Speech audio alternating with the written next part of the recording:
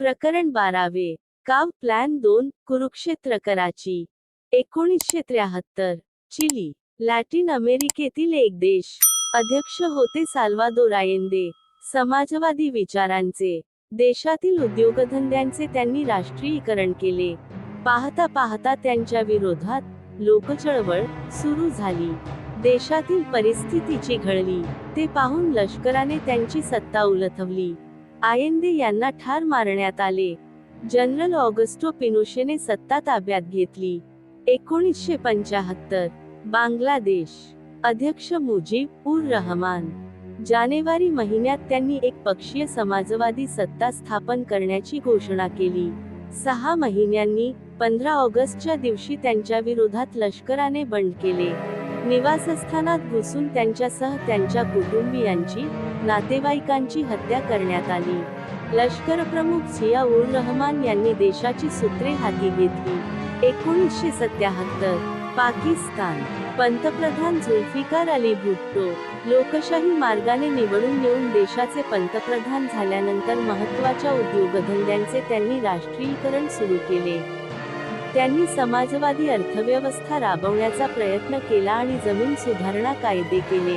5 जुलै 1977 रोजी त्यांना लष्कराने अटक केली. त्यांचे मंत्रिमंडळ बरखास्त करण्यात आले. जनरल जिया उल हक यांची लष्करशाही सुरू झाली. 2च वर्षांत भुट्टो यांना फासावर चढवण्यात आले. या तिन्ही घटनांत एक साम्य होते, ते म्हणजे सीआयएचा हात. आयेंदे यांच्या विरोधात बंड उभे केले, ते सीआयएनेच. शेख मुजीब यांच्या हत्येतही सीआयएचा हात असल्याचे सांगितले जाते. अमेरिकी शोधपत्रकार लॉरेन्स लिफशुट्झ यांनी ढाक्यातील तेव्हाचे अमेरिकी राजदूत युजन बुस्टर यांच्या हवाल्याने त्या षड्यंत्राचा गौप्यस्फोट केला आहे. तर अमेरिकेचे माजी अटर्नी जनरल आणि मानवाधिकार कार्यकर्ते रॅमसे क्लर्क यांनी सीआयएने भुट्टोंना वधस्तंभावर चढवले असे सांगून सारेच चित्र स्पष्ट केले आहे. हे चित्र भारतात रंगवण्याचे प्रयत्न सुरू होते. ते तोवर अयशस्वी ठरले होते. दरम्यानच्या काळात जनता सरकारचा प्रयोग होऊन गेला. 1980 साली इंदिरा गांधी पुन्हा पंतप्रधान झाल्या. याच कालखंडात सीआयएने भारतीय गुप्तचर संस्था, लष्कर, प्रशासन, माध्यमे यांना पोखरून काढले होते. खूप आधीपासून हे प्रयत्न सुरू होते. बांगला युद्धाच्या वेळी इंदिरा गांधी यांच्या मंत्रिमंडळातील एक मंत्री सीआयएचा एजंट होता. तो युद्धासंबंधीच्या महत्त्वाच्या बातम्या अमेरिकेला पुरवत होता. हा सेम्युर हर्ष या ज्येष्ठ अमेरिकी शोधपत्रकाराचा दावा या संदर्भात महत्त्वाचा आहे. हर्ष यांच्या the price of power, Kissinger in the Nixon white house या पुस्तकानुसार हा एजंट म्हणजे अन्य कोणी नव्हे, तर मोरारजी देसाई हे होते. हे अर्थातच अनेकांना अमान्य आहे. त्यात रॉ. चे माजी अधिकारी आर. के. यादव हे जसे आहेत, तसेच मोरारजींचे तेव्हाचे निकटवर्ती सहकारी आणि सध्याचे भाजपचे नेते सुब्रमण्यन स्वामी हेही आहेत. स्वामी यांनी तर मोरारजींचा बचाव करण्यासाठी संशयाचा काटा थेट यशवंतराव चव्हाण यांच्यावर नेऊन ठेवला होता. ज्येष्ठ संपादक विनोद मेहता यांनी त्यांच्या लखनऊ बॉय या आत्मकथनात तो किस्सा सांगितला आहे. त्यानुसार सुब्रमण्यन स्वामींनी मुंबईत पत्रकार परिषद घेऊन खरे हेर मोरारजी नव्हेत, तर भारताचे दुसरे एक उपपंतप्रधान आणि महाराष्ट्राचे माजी मुख्यमंत्री आहेत, असे जाहीर केले. त्यावेळी त्यांना एका पत्रकाराने विचारले की, तुमचा इशारा यशवंतराव चव्हाण यांच्याकडे आहे का? तर त्यावर स्वामी यांनी त्यांचे ते नेहमीचे स्मित केले. त्यात होकार होता. स्वामींचे ते म्हणणे हैदराबादमधील एक दैनिक वगळले, तर कोणीही गांभीर्याने घेतले नाही. आजही कोणाचा त्यावर विश्वास नाही. हे दोन्ही नेते सीआयएचे हेर असू शकत नाहीत. असे असले तरी एक प्रश्न उरतोच, मग सीआयएला गोपनीय माहिती कोण पुरवत होते? एकंदरच त्या काळात भारतीय राज्यव्यवस्थेत सीआयएच्या हेरांचा सुळसुळाट झालेला होता. केजीबीही त्यात मागे नव्हती. भारतीय उपखंड शीतयुद्धाचे एक कुरुक्षेत्र बनला होता. भुट्टो यांना फासावर लटकावून पाकिस्तानच्या अध्यक्षपदी आलेल्या जन. झिया यांना बांगलादेश मुक्तीचा सूड उगवायचा होता. सीआयएची साथ त्यांना होतीच. तशात त्यांच्यासाठी अत्यंत फायद्याची अशी एक गोष्ट घडली. ती म्हणजे सोव्हिएत रशियाने अफगाणिस्तानवर कब्जा केला. त्या एका घटनेमुळे अमेरिकेच्या लेखी पाकिस्तानचे महत्त्व कमालीचे वाढले. CIA कडून, काही अरब राष्ट्रांकडून पाकिस्तानात शस्त्रांचा आणि पैशांचा पूर वाहू लागला. झिया यांनी त्यातीलच काही शस्त्रे आणि पैसा भारताकडे वळवला. पंजाबातील हिंसक दहशतवादाचा तो प्रारंभ होता. त्याला अर्थातच CIAचा आशीर्वाद होता. खलिस्तानवादी चळवळीला खतपाणी घालण्याचे काम CIA आणि ISI यांनी सुरू केले, ते साधारणत 1971 मध्ये. भारताच्या पूर्व पाकिस्तानातील खेडीला उत्तर म्हणून त्यांनी भारताविरोधात डॉ. जगजितसिंग चौहान या शीख नेत्याच्या शीख होमरूल चळवळीचा पत्ता फेकला होता. 1977 पर्यंत त्यांनी डॉक्टर चौहान यांना जगाच्या व्यासपीठावर नाचवून घेतले. बी. रमण सांगतात, 77 साली इंदिरा गांधी हरल्या आणि CIAचा व ISIचा खलिस्तानमधील रस आटला. 1980 मध्ये त्या पुन्हा सत्तेवर आल्या आणि पुन्हा खलिस्तानवादी दहशतवाद्यांनी जोर धरला. याला सणसणीत प्रत्युत्तर देणे आवश्यक होते. ते प्रत्युत्तर होते स्वतंत्र सिंधू देश चळवळ. भाषा हे अतिशय धारदार शस्त्र आहे. बहुभाषिक समाजात तर ते जपूनच वापरावे लागते. अन्यथा त्यातून अस्मितांचे प्रश्न उभे राहतात. ते नीट सोडवले नाहीत तर त्यातून हिंसक चळवळी फोफावतात. आपण हे भारतात खलिस्तानवादी चळवळीत पाहिले. त्यातील एक प्रमुख मुद्दा होता भाषेच्या लिपीचा. आपण हे श्रीलंकेत पाहिले. तेथे वाद होता तमिळ विरुद्ध सिंगली असा. लिबरेशन टायगर्स ऑफ तमिळीलम, LTTE, च्या उदयामागे जी काही कारणे होती, त्यात तमिळ भाषिक अस्मितेवरील आघात हेही एक कारण होते. सिंधुदेश चळवळीचा जन्मही भाषिक मुद्द्यातून झाला. फाळणीनंतर उत्तर प्रदेश, हैदराबाद येथील अनेक मुस्लिमांनी रस्ता धरला, तो पाकिस्तानातील सिंध प्रांताचा. हे मुहाजीर म्हणजे निर्वासित. ते उर्दू भाषिक होते. एकतर ही पाकिस्तानची अधिकृत भाषा आणि दुसरीकडे सिंध प्रांतात ती भाषा बोलणाऱ्या मुहाजिरांची मोठी संख्या. यात सिंधी भाषा गुदमरू लागली. समाजजीवनावर उर्दू भाषा थोपवण्याचे प्रयत्न सुरू झाल्यानंतर त्याची तीव्र प्रतिक्रिया प्रथमत उमटली, ती सिंधी बुद्धिजीवी आणि विचारवंतांमध्ये. GM सईद हे त्यांतीलच एक. ते धर्मपंथाने सूफी आणि विचारांनी थिऑसॉफिस्ट इब्राहिम जोयो या शिक्षकाच्या सहाय्याने त्यांनी सिंधी भाषिक आणि सांस्कृतिक अस्मितेची मांडणी करण्यास सुरुवात केली. त्यातून आकारास आला सिंधी राष्ट्रवाद. त्याचा पुरस्कार करण्यासाठी त्यांनी जे सिंध कौमी महस ही राजकीय संघटना उभारली. तिला उभारी आली ती बांगलादेशाच्या निर्मितीने. तेथील भाषिक, सांस्कृतिक आंदोलनापासून स्फूर्ती घेऊन 1972 मध्ये सईद यांनी पहिल्यांदा पाकिस्तानपासून आझादीची, स्वतंत्र सिंधुदेशाची मागणी केली. त्यांच्या एका पुस्तकाचे नाव आहे, हिन्यार पाकिस्तान खेळ टुट्टन खाप पे, आता पाकिस्तानचे तुकडे झालेच पाहिजेत. यातून एक गोष्ट स्पष्ट होते. ती म्हणजे डिसेंबर 16, 1971 रोजी लंडनमधील चेरिंग क्रॉस हॉटेलमधील ती गुप्त बैठक फोल ठरली नव्हती. बांगलादेशी नेते अब्दुस समद आझाद यांनी पाकिस्तानचे तुकडे करण्याचा डाव त्या बैठकीत मांडला होता. त्यावेळी तेथे उपस्थित असलेल्या नेत्यांमध्ये GM सईद यांचा एक प्रतिनिधीही होता. ने विणलेल्या जाळ्याच्या गाठी अशा अचानक कुठेतरी दिसून येतात. ही पंजाबी मुहाजिरांपासून आझादीची, स्वतंत्र देशाची मागणी जोर धरणार. तोच पाकिस्तानच्या राजकीय शिखरावर जुल्फिकार अली भुट्टो यांची प्रस्थापना झाली.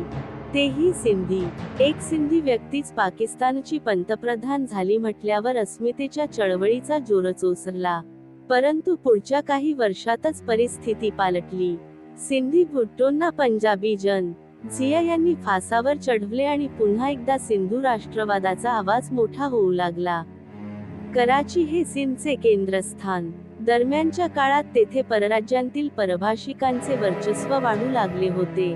मुहाजिरांप्रमाणेच आता तेथे खैबर पख्तूनख्वामधून मोठ्या प्रमाणावर पंजाब्यांचे स्थलांतर होत होते.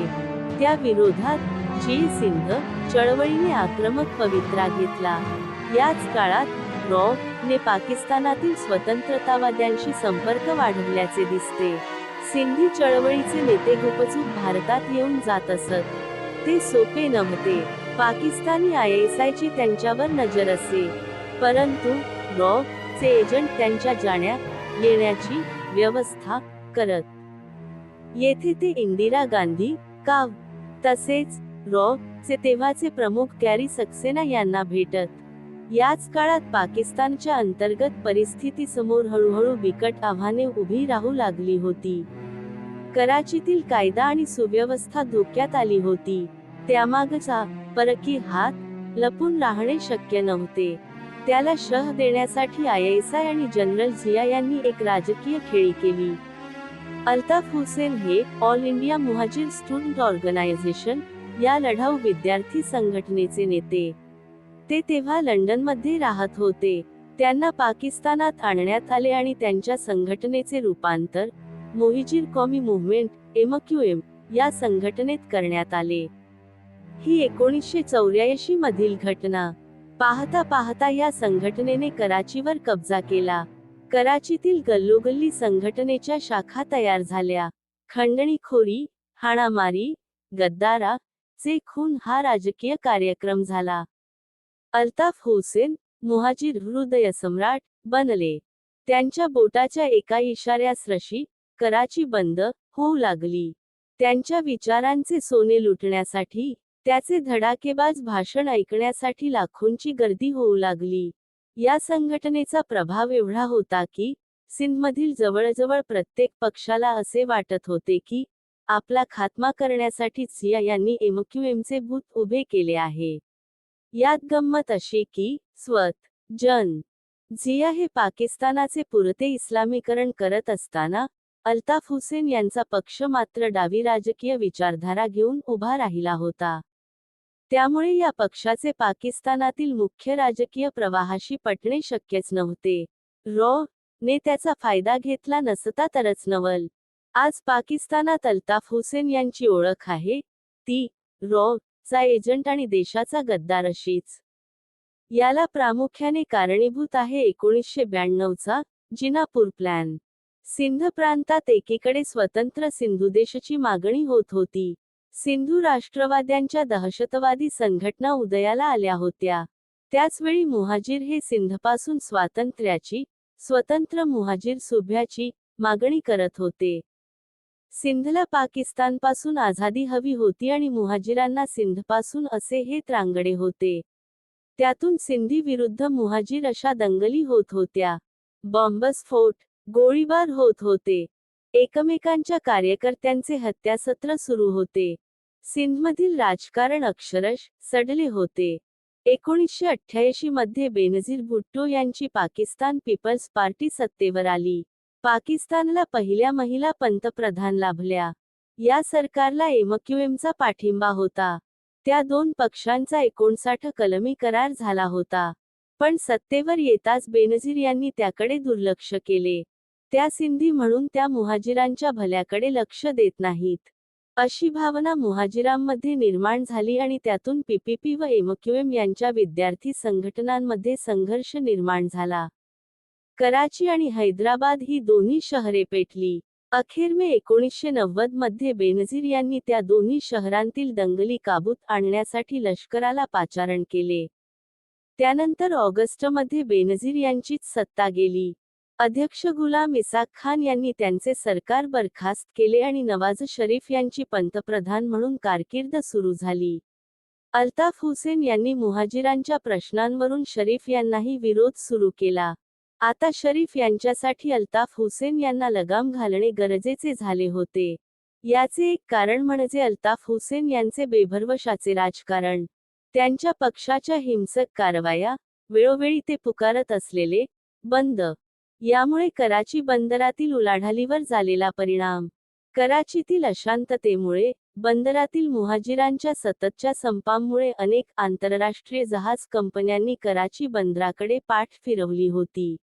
अखेर शरीफ यांनी 1992 मध्ये कराची, MQM मुक्त करण्यासाठी लष्कर आणि ISI यांच्या मदतीने मोहीम आखली. तिचे सांकेतिक नाव होते ऑपरेशन क्लीनअप. या मोहिमेचे तात्कालिक कारण ठरली ती जिनापूर योजना. सिंधमधून कराची फोडायची आणि वेगळे जिनापूर राज्य स्थापन करायचे, असा डाव एमक्यूएमने आखला होता. त्या प्रस्तावित राज्याचा नकाशाही तयार करण्यात आला होता. नेमका तो नकाशाच पाकिस्तानी लष्कराच्या हातास लागला. तो सापडला एमक्यूएमच्या कार्यालयात. देशाचे तुकडे करण्याचे, सिंधमधून कराची वेगळी करण्याचे हे कारस्थान उघड होताच केवळ सिंधमध्येच नव्हे, तर संपूर्ण पाकिस्तानात संतापाची लाट उसळली. आणि त्या पार्श्वभूमीवर शरीफ यांनी कराची, एमक्यूएम, मुक्त करण्यासाठी तेथे लष्कराची फौज आणि ISIचे गुप्तचर पाठवले. पण त्याच्या 1 महिना आधीच अल्ताफ हुसेन यांनी पाकिस्तानातून पलायन केले होते. डिसेंबर 21, 1991 रोजी त्यांच्या हत्येचा प्रयत्न झाला होता. त्यामुळे त्यांनी पाकिस्तान सोडले आणि लंडनमध्ये राजकीय आश्रय घेतला. या जिनापूर योजनेमुळे आणि अल्ताफ हुसेन यांच्या पलायनामुळे त्यांच्या गद्दारी वर जणू शिक्कामोर्तब झाले. पण वास्तव याहून वेगळे होते. जिनापूर योजना नावाची चीजच अस्तित्वात नव्हती. एमक्यूएमने जिनापूर राज्याचा कोणताही नकाशा तयार केलेला नव्हता. ते सगळे लष्कराचे षड्यंत्र होते. लष्करानेच तसा बनावट नकाशा तयार करून तो एमक्यूएमच्या नावावर खपवला होता. हे सगळे उघडकीस आले ते त्यानंतर तब्बल 18 वर्षांनी. त्या षड्यंत्रात सहभागी असलेले ब्रिगेडियर इम्तियाज अहमद उर्फ बिल्ला आणि जनरल नासिर अहमद खान या 2 अधिकाऱ्यांनी त्यांच्या निवृत्तीनंतर 24 ऑगस्ट 2009 रोजी हा गौप्यस्फोट केला.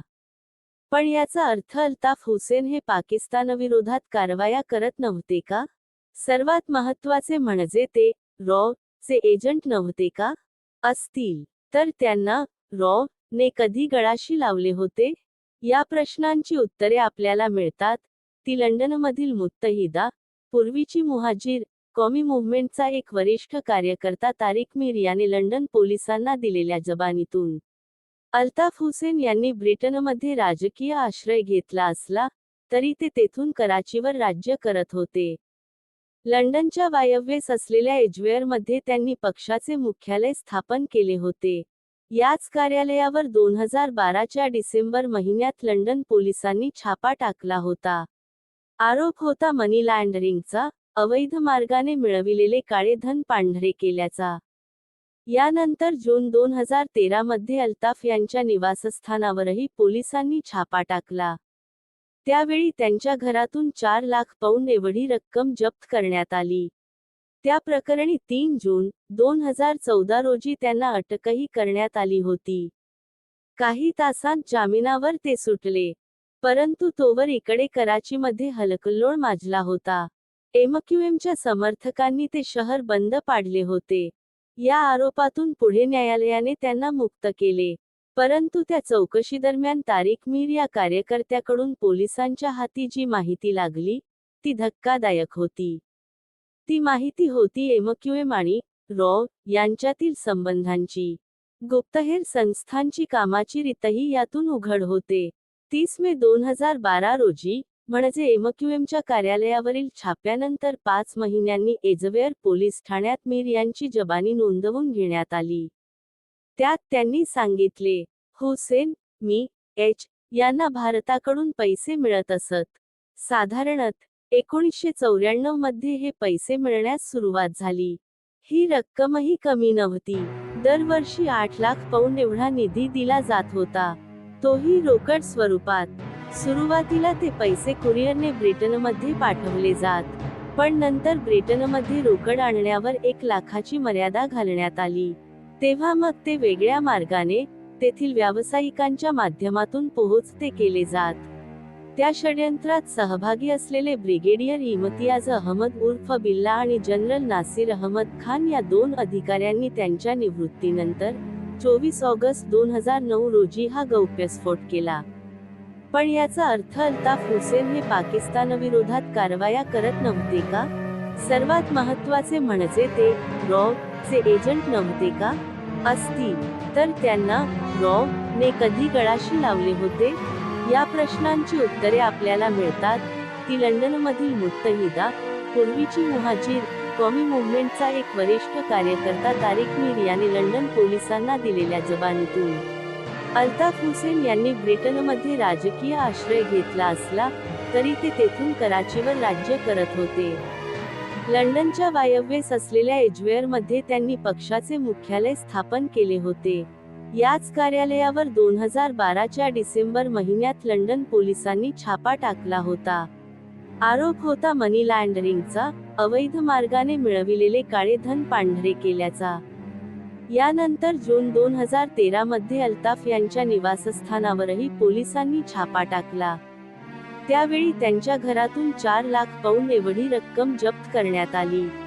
त्या प्रकरणी 3 जून 2014 रोजी त्यांना अटकही करण्यात आली होती. काही तासांत जामिनावर ते सुटले, परंतु तोवर इकडे कराचीमध्ये हलकल्लोळ माजला होता. एमक्यूएमच्या समर्थकांनी ते शहर बंद पाडले होते. या आरोपातून पुढे न्यायालयाने त्यांना मुक्त केले, परंतु त्या चौकशीदरम्यान तारिक मीर या कार्यकर्त्याकडून पोलिसांच्या हाती जी माहिती लागली ती धक्कादायक होती. ती माहिती होती एमक्यूएम आणि रॉ यांच्यातील संबंधांची. गुप्तहेर संस्थांची कामाची रीतही यातून उघड होते. 30 मे 2012 रोजी, म्हणजे एमक्यूएमच्या कार्यालयावरील छाप्यानंतर 5 महिन्यांनी एजवेअर पोलीस ठाण्यात मीर यांची जबानी नोंदवून घेण्यात आली. त्यात त्यांनी सांगितले, हुसेन, मी, एच. यांना भारताकडून पैसे मिळत असत. साधारणत 1994 मध्ये हे पैसे मिळण्यास सुरुवात झाली. ही रक्कमही कमी नव्हती. दरवर्षी 8 लाख पाऊंड एवढा निधी दिला जात होता, तोही रोकड स्वरूपात. सुरुवातीला ते पैसे कुरिअरने ब्रिटनमध्ये पाठवले जात, पण नंतर ब्रिटनमध्ये रोकड आणण्यावर 1 लाखाची मर्यादा घालण्यात आली. तेव्हा मग ते वेगळ्या मार्गाने, तेथील व्यावसायिकांच्या माध्यमातून पोहोचते केले जात. कधी ते बँक खात्यात ट्रान्सफर केले जात. हे पैसे हवाल्याच्या मार्गानेही पाठवले जात असत, असे मीर सांगतात. या जबानीच्या अधिकृत कागदपत्रांत या ठिकाणी एक छोटीशी गंमत पाहायला मिळते. जबानी घेणाऱ्या अधिकाऱ्याला बहुधा हवाला म्हणजे काय हे नेमके माहीत नसावे. त्याचा गोंधळ उडाल्याचे दिसते की हवाला हे व्यक्तीचे नाव आहे की आणखी कशाचे. त्यामुळे the money would either be transferred to me, H by hawala, या वाक्यातील हवाला या शब्दापुढे त्याने कंसात प्रश्नचिन्ह नोंदवून ठेवले आहे. कंस पूर्णविराम. मीर यांच्या म्हणण्यानुसार रॉ ने 1994 साली लंडनमध्ये एमक्यूएमशी संपर्क साधला. त्यानंतर मग एमक्यूएमचे प्रतिनिधी आणि रॉ चे गुप्तचर यांच्या युरोपातील विविध शहरांत बैठका होऊ लागल्या. त्याची खबर कोणाला लागू नये यासाठी खास काळजी घेण्यात येत असे. मीर सांगतात, ज्या ठिकाणी भेटायचे ठरले असेल तेथे आम्ही कधीही थेट जात नसू. उदाहरणार्थ आम्ही रोमला जायचो, ते फ्रँकफर्ट मार्गे. त्या बैठकीची तारीख आणि स्थळ नेहमीच भारतीय व्यक्ती ठरवत असे. फक्त 2 दिवस आधी आम्हाला ती कळवण्यात यायची. मग त्यांनी व्यवस्था केल्यानुसार आम्ही एखाद्या पंचतारांकित हॉटेलला भेटायचो. ही पहिली भेट बहुधा रोममध्ये झाली किंवा व्हिएन्नामध्ये. तिला अनवर आणि हुसेन उपस्थित होते. 3-4 वेळा आमची मीटिंग झाली. त्यातील एक नक्कीच रोममध्ये झाली, एक व्हिएन्नात, एक झुरिकमध्ये, एक ऑस्ट्रियातील साल्झबर्ग या लहानशा शहरात आणि एक प्रागमध्ये. या भेटी नेहमी भारतीय व्यक्तींना वाटे तेव्हाच होत असत. बैठकीचा उद्देश एकमेकांची पहचान व्हावी हा होता. मला वाटते त्यांची नावे खरी नव्हती. त्यांनी त्यांची नावे, ओळख किंवा पद कधीच सांगितले नाही. मला वाटते ते रॉ चे लोक होते. त्यातील एका ज्येष्ठ व्यक्तीची पोहोच थेट पंतप्रधानांपर्यंत होती. आम्ही त्यांच्याकडून किती पैसे मागितले ते मला आठवत नाही, पण मला वाटते ते सुमारे 15 लाख अमेरिकी डॉलर असावेत. त्यांनी किती दिले ते मला माहीत नाही. ते पैसे हुसेन यांच्याकडे गेले. भारताकडून हे पैसे का दिले जात असत या प्रश्नावर मीर म्हणतात, भारत सरकार आम्हाला निधी देत होते, कारण आम्हाला पाठिंबा देणे हे चांगले असल्याचे त्यांना वाटत होते. पण या पैशांच्या बदल्यात त्यांनी आमच्याकडून कधीही कसलीही अपेक्षा केली नाही, असे सांगता मीर म्हणतात. त्यांना त्या बदल्यात आम्ही काय देऊ शकत होतो याची मला कल्पना नाही. आम्ही सरकारमध्ये होतो तेव्हाही आमच्याकडे कसलेही अधिकार नव्हते. मी जेव्हा त्या भारतीय व्यक्तीला भेटायचो तेव्हा त्याने कधीही आम्ही त्यांच्यासाठी काय करू शकतो हे सांगितल्याचे माझ्या ऐकिवात नाही. बहुधा मला वाटते प्रशिक्षण दिले जात होते, शस्त्रास्त्रे चालवण्याचे प्रशिक्षण. एमक्यूएमची स्थापना झाली तेव्हा त्यांनी प्रशिक्षण दिले होते. या सगळ्या बैठका आणि आर्थिक व्यवहाराची कल्पना फक्त 4 जणांना होती. त्यातील एक स्वत हुसेन, दुसरे मीर, तिसरे डॉक्टर एफ म्हणून कोणी आणि चौथे होते मुहम्मद अनवर. हे एमक्यूएमच्या लंडन कार्यालयातील दुसऱ्या क्रमांकाचे प्रभावशाली नेते होते. तारिक मीर यांचे हे सारे दावे एमक्यूएमच्या वरिष्ठ नेत्यांनी फेटाळून लावले आहेत. भारत सरकार ते मान्य करण्याची शून्य शक्यता आहे. तेव्हा ते दावे खरे की खोटे या वादात न पडता त्यांतून उघड होणाऱ्या गोष्टी पाहाव्यात हेच बरे. मीर यांच्या या जबानीतून अनेक बाबी स्पष्ट होतात. एक तर एमक्यूएम आणि रॉ यांचे संबंध होते. एमक्यूएमच्या माध्यमातून कराचीतील वातावरण सतत स्फोटक ठेवण्यात रॉ यशस्वी झाली होती आणि त्याचा परिणाम पाकिस्तानच्या अर्थव्यवस्थेवरही होत होता. मीर सांगतात की 1994 मध्ये रॉ च्या अधिकाऱ्यांनी पहिल्यांदा या पक्षाशी संपर्क साधला. या काळात भारतात पंतप्रधानपदी होते पी.व्ही. नरसिंह राव. परंतु मीर यांना हे केवळ लंडनमधील संपर्काबाबत म्हणायचे आहे असे दिसते. कारण पुढे तेच या आधी रॉ ने एमक्यूएमच्या कार्यकर्त्यांना प्रशिक्षण दिल्याची माहिती देतात. याला 2016 मध्ये दुजोरा दिला तो कराचीचे माजी महापौर मुस्तफा कमाल यांनी. त्यांच्या म्हणण्यानुसार एमक्यूएम भारताकडून गेल्या 20 वर्षांपासून निधी घेत असल्याची माहिती पक्षाच्या सर्व वरिष्ठ नेत्यांना होती. कमाल यांचा हा दावा महत्त्वपूर्ण ठरतो कारण तेही एमक्यूएमचे एक वरिष्ठ नेते होते. या सगळ्यातून आणखी एक विचित्र बाब समोर येते. ती म्हणजे रॉ एमक्यूएमला पैसे पुरवत होती, प्रशिक्षण देत होती, त्याच काळात सिंधी नेत्यांशीही संधान बांधून होती. सिंध प्रांतात अल्ताफ हुसेन यांच्याप्रमाणेच आणखी एका बंडखोर नेत्याला रॉ ने सहकार्याचा हात दिला होता. काहीही झाले तरी अल्ताफ हुसेन हा एक राजकीय नेता होता. हा बंडखोर राजकीय घराण्यातला होता, पण होता मात्र दहशतवादी. त्याच्यावरच्या एका पुस्तकाचे नावच मुळी द टेररिस्ट प्रिन्स, दहशतवादी राजपुत्र असे आहे. त्याचे नाव मुर्तझा भुट्टो. भारताचे कट्टर शत्रू जुल्फिकार अली भुट्टो यांचा हा थोरला मुलगा. सुडाने पेटला होता तो. 1979 मध्ये जिया यांनी जुल्फिकार अली यांची न्यायिक हत्या केली. मृत्यूपूर्वी भुट्टो म्हणाले होते, आज जिन्होंने मेरा खून बहाने की कोशिश की है, उनका खून मेरे बेटों ने नहीं पिया, तो वह मेरे बेटे नहीं आहे. मुर्तझाला आपल्या पित्याचे हे शब्द खरे करून दाखवायचे होते. मुर्तझाप्रमाणे भुट्टोंची कन्या बेनझीरही जियांचा बदला घेण्यास सज्ज झाली होती. पण तिचे आणि तिच्या भावांचे, मुर्तझा व शाहनवाज यांचे मार्ग भिन्न होते. तिच्या दृष्टीने लोकशाही हाच सर्वोत्तम बदला होता. मुर्तझाचे मत वेगळे होते. जियांच्या लष्करशाहीचा मुकाबला संसदीय मार्गाने करणे अवघड आहे. त्यांच्या दहशतीला दहशत हेच उत्तर असू शकते असे त्याला वाटत होते. त्याने तोच मार्ग पत्करला. भुट्टो यांच्या मृत्यूनंतर दोघांनीही अफगाणिस्तानचा आश्रय घेतला आणि 1979 मध्ये अल जुल्फिकार या संघटनेची स्थापना केली. डाव्या विचारसरणीच्या हिंसक अशा या संघटनेला अर्थातच काबूलचा पाठिंबा होता. या संघटनेने जियांना पहिला मोठा झटका दिला तो 1981 साली पाकिस्तान एअरलाइन्सच्या विमानाचे अपहरण करून. 2 मार्च 1981 रोजीची ती घटना. पेशावरवरून 135 प्रवासी घेऊन हे विमान कराचीला निघाले होते.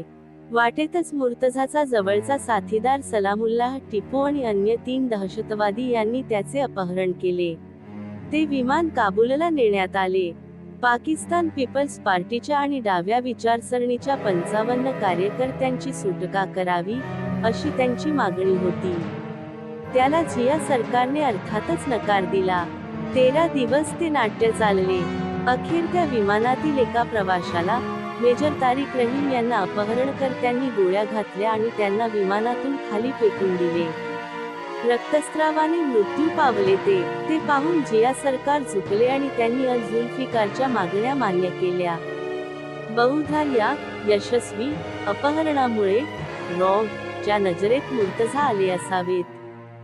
जर्मन इतिहासकार हाइंजी कैसलिंग सांगतात की अल जुल्फिकारच्या अनेक सदस्यांना ने प्रशिक्षण दिले होते. 13 वर्षे पाकिस्तानात वास्तव्य करून तेथील राजकारण आणि सुरक्षा यंत्रणा यांचा अभ्यास करून कैसलिंग यांनी faith, unity, discipline, the ISI of Pakistan हे पुस्तक लिहिले. त्यात जुल्फिकार अली भुट्टोंचे एकनिष्ठ अनुयायी आणि मुर्तझा यांचे जवळचे सहकारी राजा अनवर यांना उद्धृत करून ते सांगतात की सप्टेंबर 1982 मध्ये पाकिस्तान आणि अफगाणिस्तान येथून अल जुल्फिकारचे काही सदस्य भारतात गेले. ने दिल्लीतील सूर्यनगर भागात उभारलेल्या एका कॅम्पमध्ये त्यांची व्यवस्था केली होती. त्या शिबिराची जबाबदारी रावळपिंडीतील पाकिस्तान पीपल्स पार्टीचे कार्यकर्ते सरदार सलीम यांच्याकडे सोपवण्यात आली होती. तेथे गेल्याबरोबर प्रत्येक दहशतवाद्याच्या हातांचे ठसे घेतले जात. त्यांचे छायाचित्र काढण्यात येई. त्यांना सांकेतिक नाव देण्यात येई, तेही हिंदू नाव. त्यानुसार मुर्तझा भुट्टो याला कुमार, सरदार सलीमला काशीराम, याकूब चिना याला अशोक, तर उमर हयातला दीपक असे नाव देण्यात आले होते. हे कशासाठी? तर त्यांना प्रशिक्षण देणाऱ्या कनिष्ठ अधिकाऱ्यांना आणि जवानांना हे लोक पाकिस्तानी आहेत किंवा मुस्लिम आहेत हे कळू नये यासाठी. च्या अधिकाऱ्यांना एक गोष्ट पक्की ठाऊक होती की आज ना उद्या यातील काही दहशतवादी नक्कीच ISIच्या हाती लागतील. त्यांची कसून चौकशी केली जाईल. त्यातून त्यांना भारतात कुठे प्रशिक्षण देण्यात आले होते हे समजू नये यासाठी खास काळजी घेण्यात आली होती.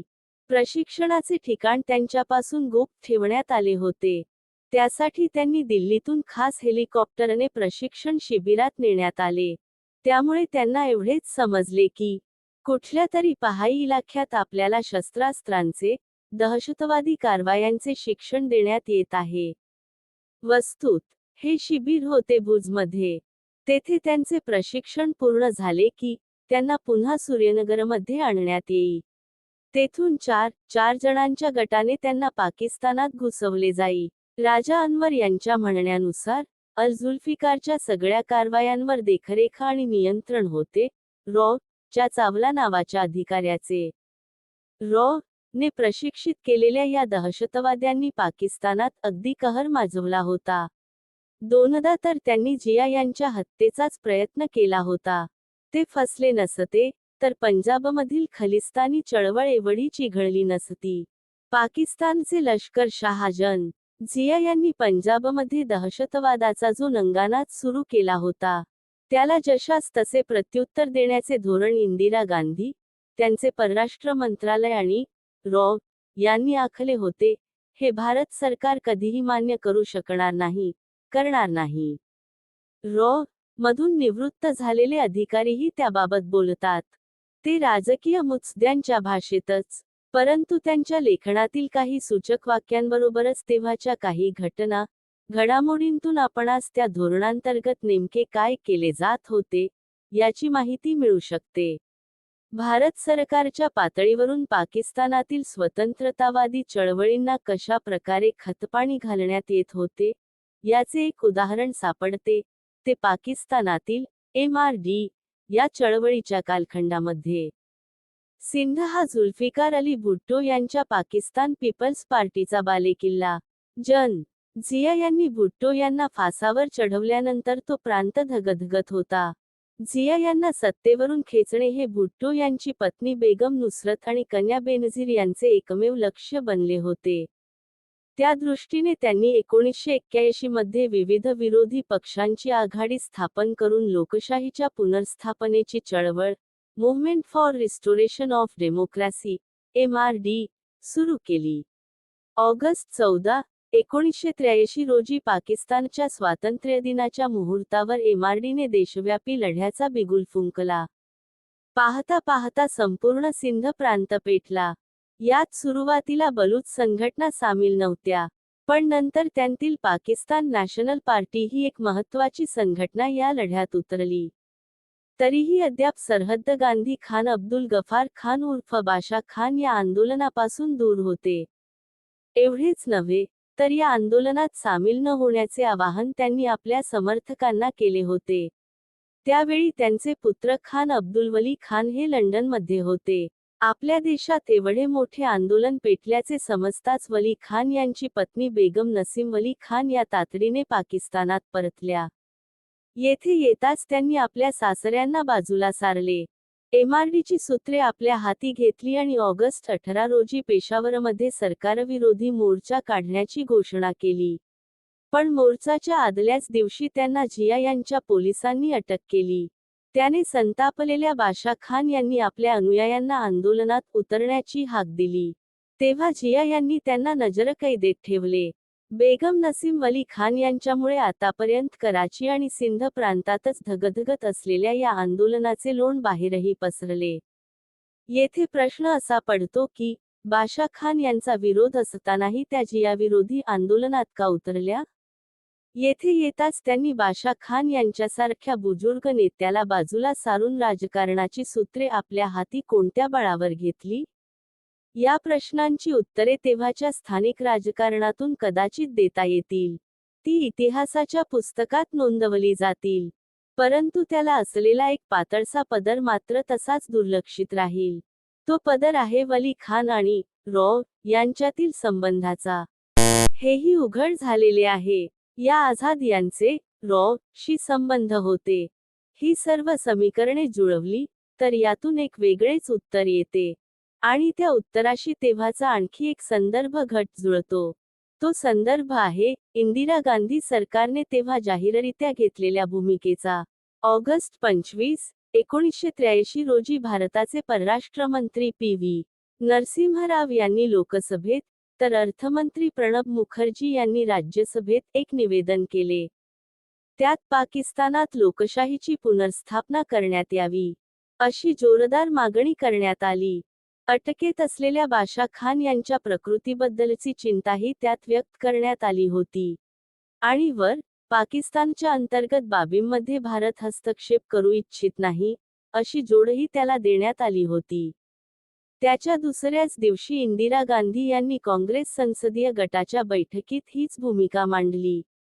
पाकिस्तानातील या घडामोडींकडे आपण दुर्लक्ष करू शकत नाही, असे त्या म्हणाल्या. अशा निवेदनांच्या बातम्या वर्तमानपत्रांतून प्रसिद्ध होतात, तेव्हा त्याचे महत्त्व सामान्य वाचकांना समजणे शक्यच नसते. त्याच्या दृष्टीने अशी निवेदने, इशारे वगैरे हे तोंडाची वाफ दवडणे असते. हा झाला मध्यमवर्गीय कारकुनी विचार. परंतु आंतरराष्ट्रीय संबंधांत अशा निवेदनांना अतिशय महत्त्व असते. पाकिस्तानने भारताच्या या वक्तव्यांचा जोरदार निषेध केला. विशेष म्हणजे भारतातूनही त्याला विरोध झाला. नॅशनल डेमोक्रॅटिक अलायन्स या विरोधी पक्षांच्या आघाडीच्या वतीने चौधरी चरणसिंग आणि अटलबिहारी वाजपेयी या दोन नेत्यांनी ऑगस्ट 29 रोजी एक निवेदन जारी केले. इंदिरा गांधी यांचे पाकिस्तानबाबतचे वक्तव्य दुर्दैवी असल्याचे त्यात म्हटले होते. राष्ट्रीय स्वयंसेवक संघाच्या ऑर्गनायझर या मुखपत्राने 11 ते 28 सप्टेंबरचा अंक, गांधी यांच्या वक्तव्यामुळे भारत-पाक संबंधांवर परिणाम होऊ शकतात, असा इशारा दिला होता. एवढेच नव्हे, तर निवडणुकांवर डोळा ठेवून त्यांनी ते केले असल्याचे त्यात म्हटले होते. पण त्या वक्तव्यांतून जायचा तो संदेश योग्य ठिकाणी गेला होता. एमआरडी आंदोलनाच्या भडकलेल्या वणव्यात तेल ओतले गेले होते. पाकिस्तानातील फुटीरतावादी चळवळींना भारताकडून मिळत असलेल्या मदतीचे असेच आणखी एक उदाहरण याच काळात सापडते. पाकिस्तानात एमआरडी आंदोलन भडकले असतानाच 1983 च्या ऑक्टोबरमध्ये नवी दिल्लीत मोठ्या धुमधडाक्यात जागतिक सिंधी संमेलनाचे आयोजन करण्यात आले होते. या संमेलनाचे उद्घाटन खुद्द इंदिरा गांधी यांनी केले होते. त्या संमेलनात स्वतंत्र सिंधू देशाच्या मागणीला खतपाणी घालण्यात आले होतेच, पण संमेलनाच्या निमित्ताने इंडियन एक्सप्रेस या दैनिकात प्रसिद्ध करण्यात आलेल्या 8 पाणी पुरवणीत सिंधचा तपशीलवार नकाशा छापण्यात आला होता.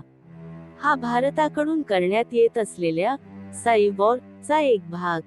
पुढे राजीव गांधी यांच्या पंतप्रधानपदाच्या कारकिर्दीत सिंधुदेश चळवळीचे पितामह जी.एम. सईद यांनी भारतास खुलेआम भेट दिली. यानंतर पाकिस्तानात परतल्यानंतर त्यांनी आणि त्यांच्या सहकाऱ्यांनी सिंधमध्ये ठिकठिकाणी दौरे केले. यात सुमारास ब्रिटन, अमेरिका, स्वित्झर्लंड येथे सिंधी मानवाधिकार संघटना स्थापन करण्यात आल्या. त्यांच्याद्वारे सिंधी नागरिकांवर पाकिस्तानकडून होत असलेले अत्याचार आंतरराष्ट्रीय समुदायासमोर आणण्यात आले.